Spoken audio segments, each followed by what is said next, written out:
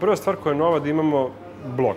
Znači, možda to ne deluje kao, ne znam ja, kakva novost. Jednostavno u eri tehnologija, blogovanje i uopšte korišćenje interneta na neke, recimo, efikasnije načine je nešto što je očekivano i normalno.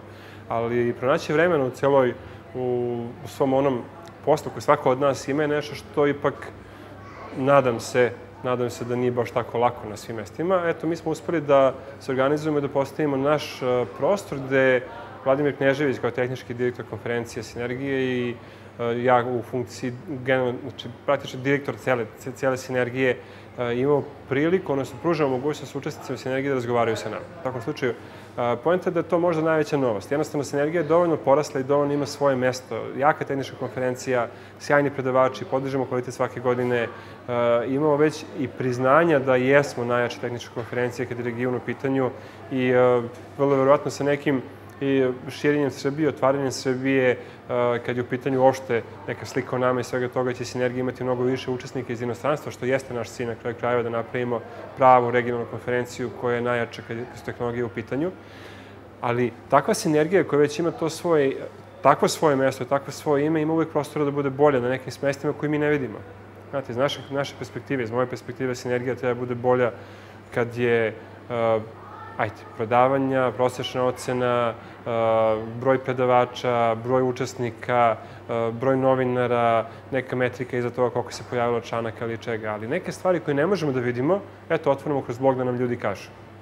I prve informacije su bile jako interesantne.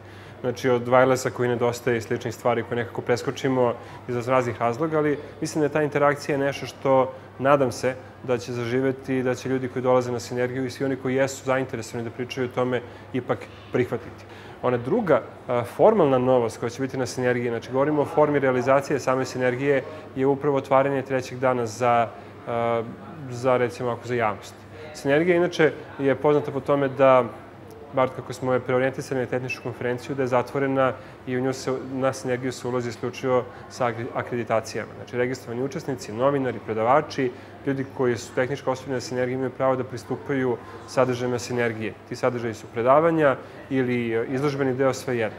Ove godine hoćemo taj izložbeni deo koji se nalazi praktično u nekom donjem nivou master centra gde održavamo Sinergiju, otvorimo tu neki par hiljada kvadrata, da otvorimo trećeg dana Sinergije posle 2 popodne do 9 uveče, da otvorimo za javno, znači za bilo koga ko je zainteresovan, želi da vidi šta to partneri mogu da ponude, neka vrsta sajma.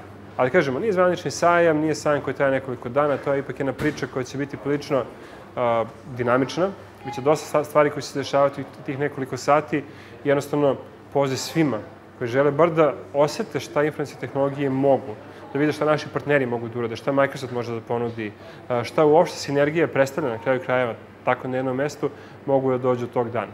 Još jedna novost, možda bude interesantna ili ne, ali definitivno dan pre toga, četvrtak uveče, imat ćemo jedan projekat koji se zove University at Sinergija.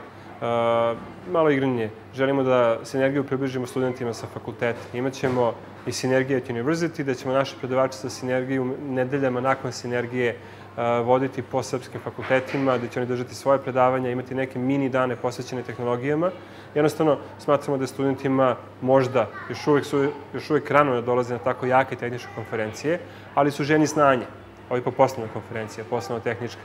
Sa te strane, otvaramo tu vrstu predavanja za njih, ali na samoj Sinergiji dovešćemo, plan je da dođe 250 studenta koji će imati priliku u posebnom terminu za njih, posle 6 uveče, da imaju svoje neko predavanje, da se druže sa predavačima, sa ljudima iz inostranstva, sa uspešnim ljudima iz Srbije koji su napravili karijeru u Microsoftu i sad rade u Redmondu, recimo.